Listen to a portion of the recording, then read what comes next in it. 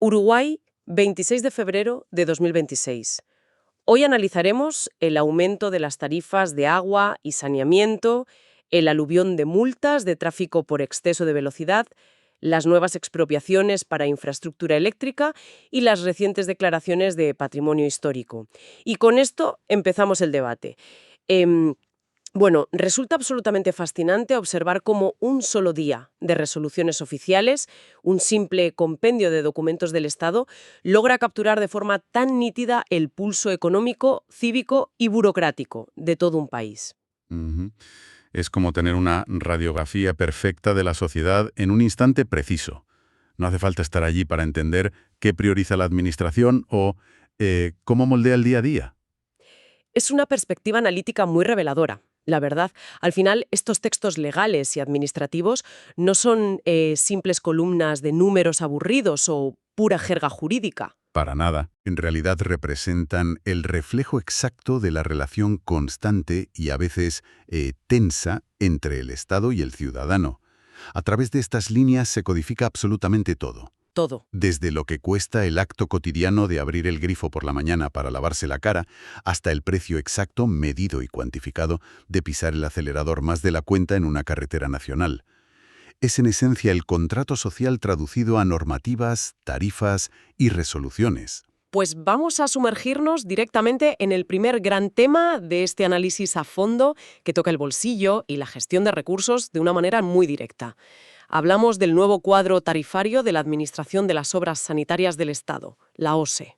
Exacto. Este cuadro entró en vigor el 1 de enero de 2026 mediante el decreto 3425. Lo primero que llama la atención, y menuda subida, es ese aumento general del 8,5% en los servicios de agua potable y saneamiento. A primera vista es una cifra que impacta. Impacta, desde luego, pero es vital desglosar ese 8,5% para comprender el contexto macroeconómico, porque no es una cifra que alguien haya elegido al azar en un despacho. Claro, hay una justificación técnica detrás. Eso es. El documento especifica claramente su composición.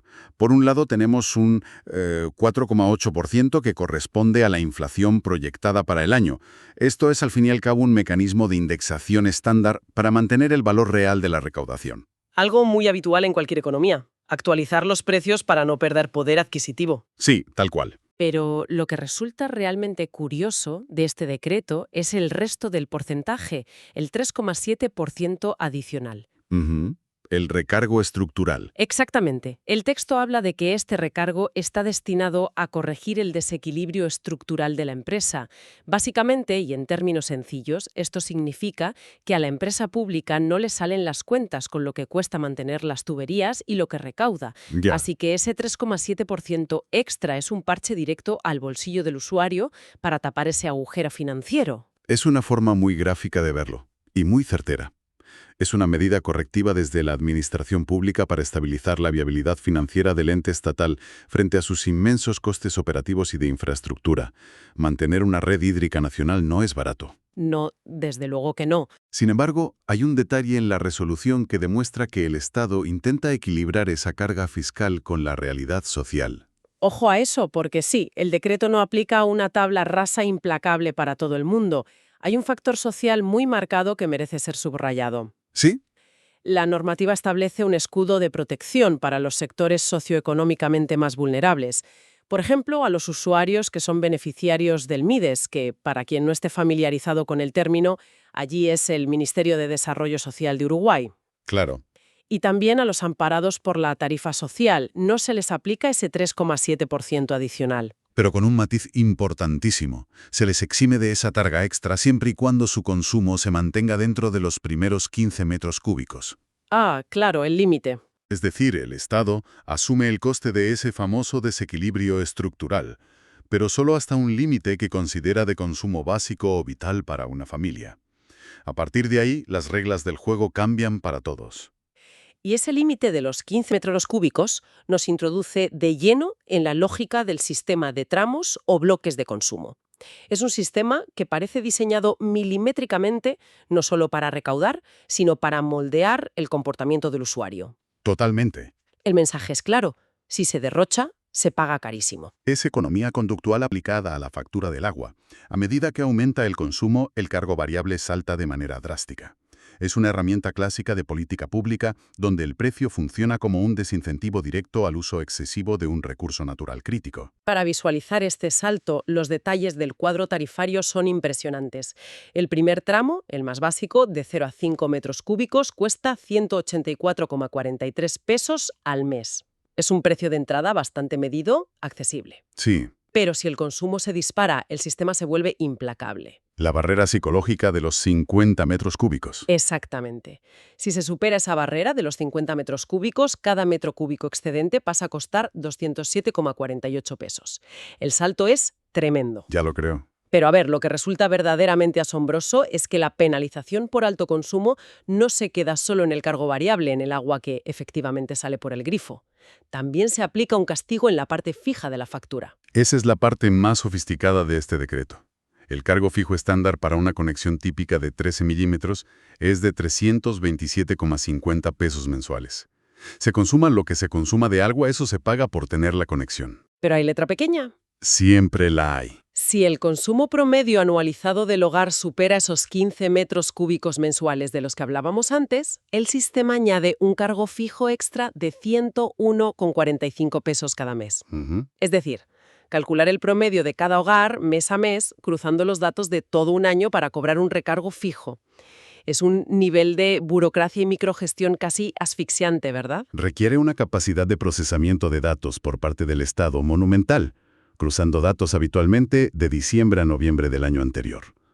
Están penalizando no solo el pico de consumo de un mes, donde, por ejemplo, se haya llenado una piscina, sino el hábito sostenido de gastar más agua de la estipulada como básica. Claro. Y esto se ramifica aún más si se miran los diferentes sectores. Sí, la hiperfragmentación es total.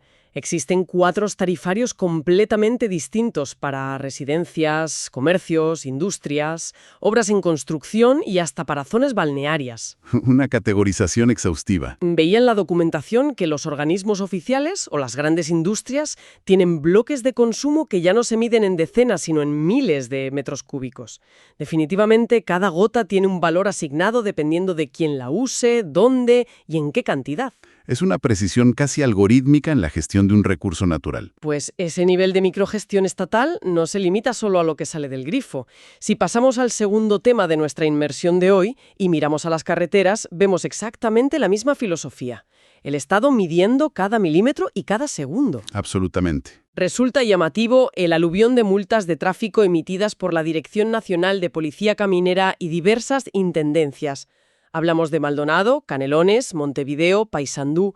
Las listas de matrículas sancionadas son interminables. Lo que se observa en estas inmensas listas no es simplemente un registro de infractores que tuvieron un mal día, es la consolidación de un verdadero ecosistema de vigilancia automatizada. La infraestructura ha cambiado por completo. Exacto. Ya no se depende exclusivamente del factor humano del inspector o la patrulla física al borde de la carretera.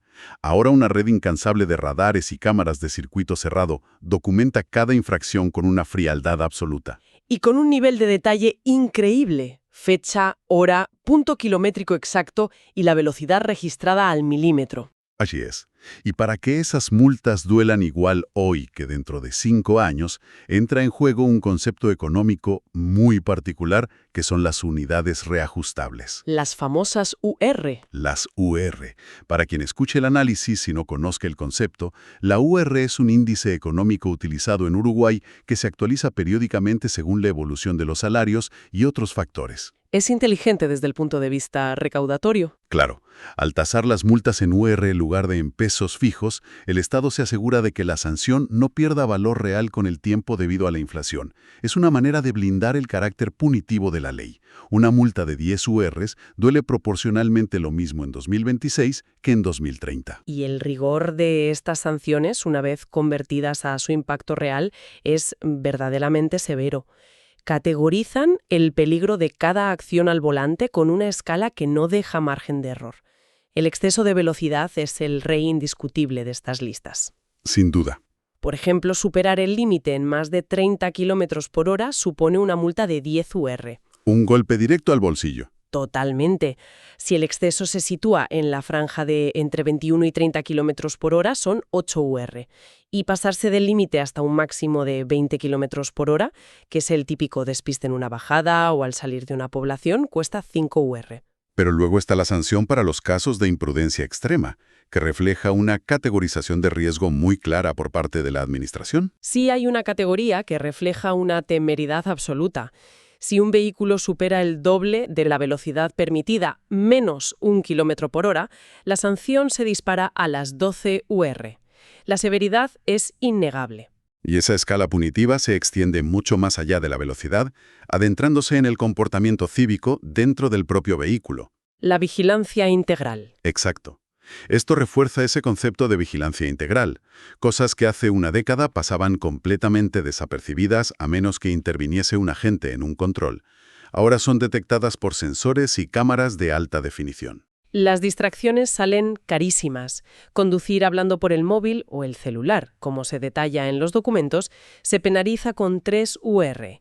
El simple hecho de no llevar abrochado el cinturón de seguridad supone una multa de 2 UR.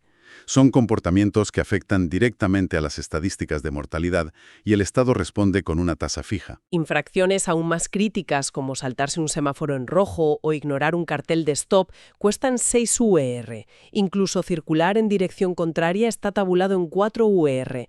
Toda acción tiene una reacción administrativa inmediata y perfectamente cuantificada. ¿La automatización de la justicia vial? Pero hay una cosa que resulta tremenda repasando estas kilométricas listas de multas, y es que los radares no piden pasaporte. Hablamos de una globalización absoluta de las infracciones. Entre cientos de matrículas nacionales, las cámaras han cazado multitud de vehículos con matrículas extranjeras. Es un fenómeno logístico muy interesante. Aparecen registros de matrículas argentinas como la AD120EW o la AF033T e incluso matrículas brasileñas como la ETV 2009. Y no en callejuelas secundarias, sino captadas a exceso de velocidad en vías neurálgicas del país como la Ruta 1, la Ruta 7, la Ruta 200. Tradicionalmente, la fiscalización de vehículos extranjeros siempre ha presentado grandes desafíos logísticos para las administraciones. Antes, si un turista cometía una infracción y no era parado físicamente en el momento, la multa solía perderse en un limbo burocrático internacional. Claro, no había forma de cobrarlo. Pero este ecosistema automatizado subraya que la tecnología es ciega a las fronteras. Un radar solo mide la velocidad de una masa de metal en movimiento. El software de reconocimiento óptico lee la matrícula independientemente de su formato o país de origen, y el sistema genera automáticamente la deuda estatal. Lo cual demuestra que la red está monitorizada de forma implacable para cualquier usuario. Y hablando de redes y del control físico sobre el territorio, esto nos sirve de puente perfecto para nuestro tercer bloque de análisis. Porque el Estado no solo vigila las carreteras existentes, a veces tiene que abrirse paso a la fuerza. Cierto. De la red eléctrica nacional. Este es uno de los poderes más contundentes que posee cualquier Estado. Para entender este proceso en toda su magnitud y manteniendo una visión puramente analítica, es fundamental enmarcarlo en su andamiaje jurídico. En este caso, el Estado uruguayo opera bajo el Decreto Ley 14.694 y la Ley 9.722. ¿Y qué permiten exactamente estas leyes? Dotan a la Administración Nacional de Usinas y Transmisiones Eléctricas, la UTE, de la potestad suprema para expropiar tierras y establecer servidumbres de paso.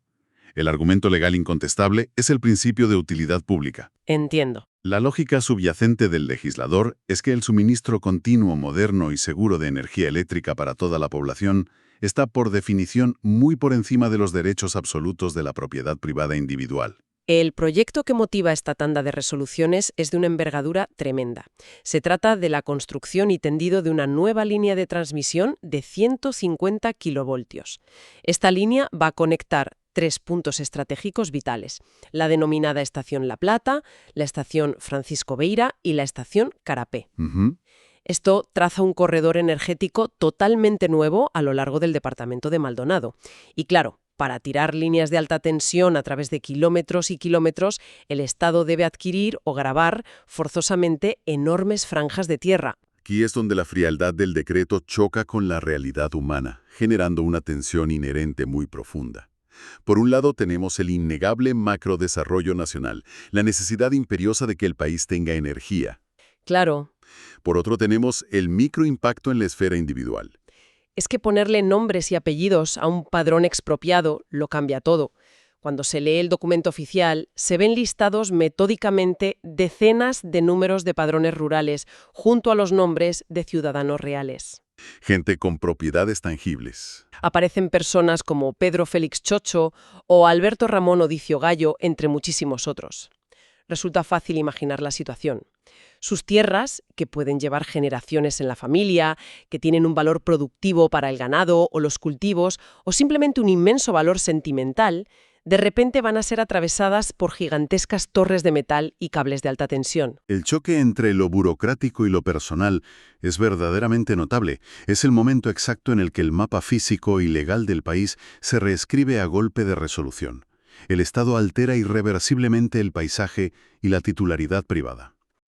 Sin margen de negociación real. Por supuesto, la ley provee marcos de indemnización y justiprecio. No es una confiscación arbitraria. Pero la realidad ineludible es que ningún interés particular, ninguna negativa de un propietario, puede bloquear una obra que la Administración ha etiquetado como de necesidad nacional. Todo con el objetivo final e inexcusable de garantizar que no falte energía en los hogares y las industrias del futuro. Una reconfiguración total del territorio en nombre del progreso. Pero es curioso notar un contraste fascinante. Mientras por un lado el Estado avanza expropiando y alterando el paisaje para modernizar infraestructuras, por otro lado asume el rol de guardián protector e inamovible del pasado. Sí. La otra cara de la moneda. Esto nos lleva al cuarto y último tema principal, el patrimonio histórico y el verdadero latido burocrático del país. Es la dicotomía del Estado, el que transforma frente al que preserva. Exacto. El tono cambia drásticamente cuando revisamos las resoluciones del Ministerio de Educación y Cultura. Por ejemplo, acaban de emitir una declaración para nombrar Monumento Histórico Nacional al conjunto de edificaciones de la exfacultad de Veterinaria, identificada formalmente bajo el padrón 432.382. Un gesto de conservación patrimonial. Aquí la maquinaria estatal se moviliza no para construir, sino para proteger activamente el indudable valor arquitectónico de ese recinto y preservar el testimonio de etapas fundamentales de la historia universitaria. Y es precisamente en esta noble labor de preservación patrimonial donde aflora un nivel de corrección burocrática estatal que resulta francamente hipnótico para cualquiera que analice cómo funcionan las administraciones. Es asombroso. El Estado necesita ser preciso. No le basta con la buena intención de proteger un área. Necesita una exactitud toponímica obsesiva. La anécdota de los espacios públicos en esta misma resolución es un ejemplo perfecto.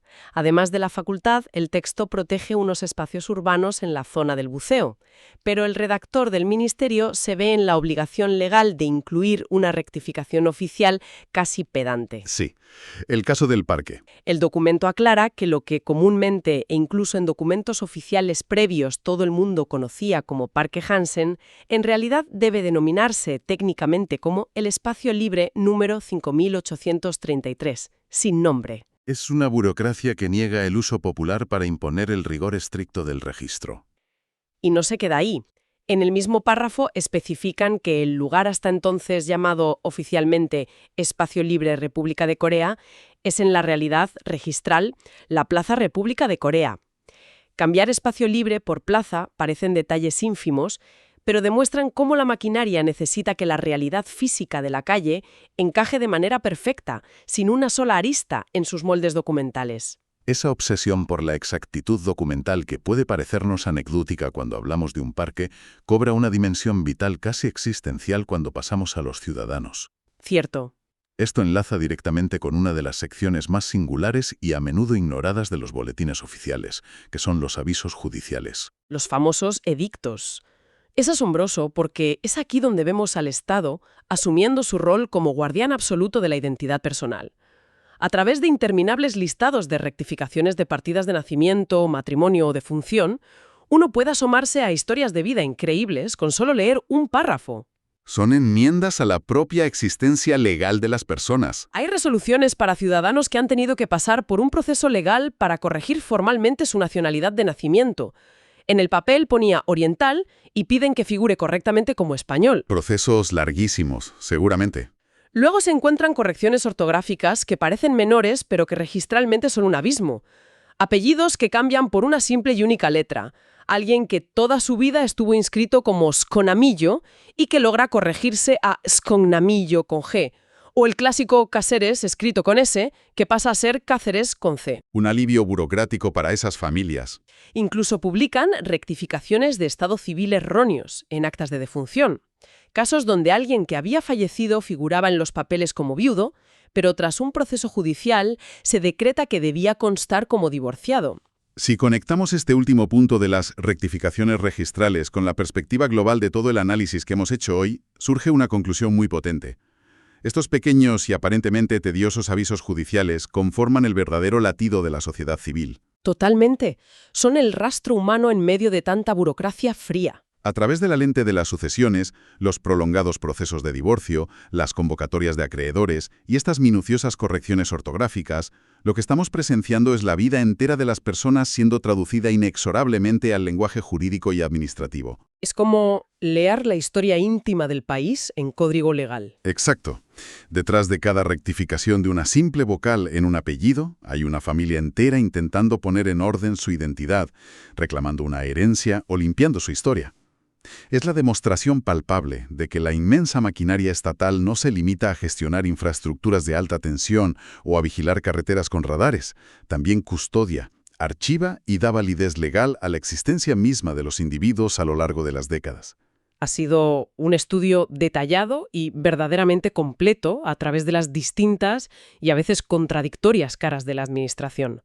A modo de recapitulación de esta inmersión de hoy, hemos examinado cómo el Estado estructura y valora un recurso tan esencial como el agua hasta el último milímetro cúbico, cruzando datos de consumo anuales para premiar el ahorro y gravando de forma severa el exceso a través de cargos fijos. Sí, un control absoluto. Hemos comprobado la magnitud de su sistema de vigilancia controlando las carreteras al segundo, con un ecosistema implacable de radares que no distingue pasaportes ni fronteras. Así es. Hemos visto también cómo no le tiembla el pulso a la hora de redibujar el mapa territorial, expropiando propiedades con nombres y apellidos para asegurar el transporte de energía vital para el país.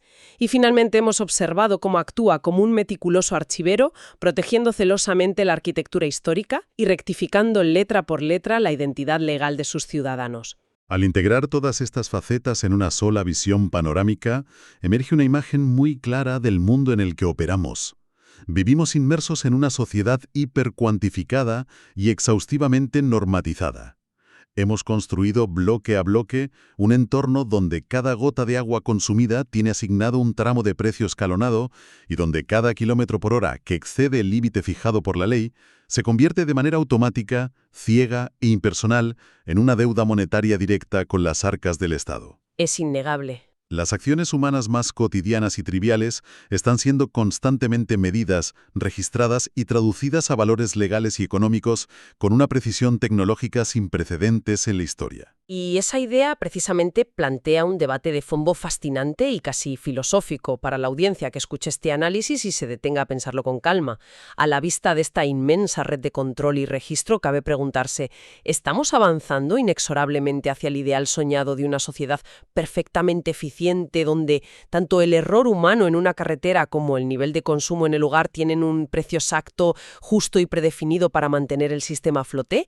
¿O por el contrario, en nuestro incesante afán de control y ordenamiento, estamos perdiendo progresivamente la flexibilidad y la excepcionalidad humana, diluyéndonos poco a poco en un vasto mar de algoritmos, sensores de velocidad y resoluciones burocráticas inquebrantables?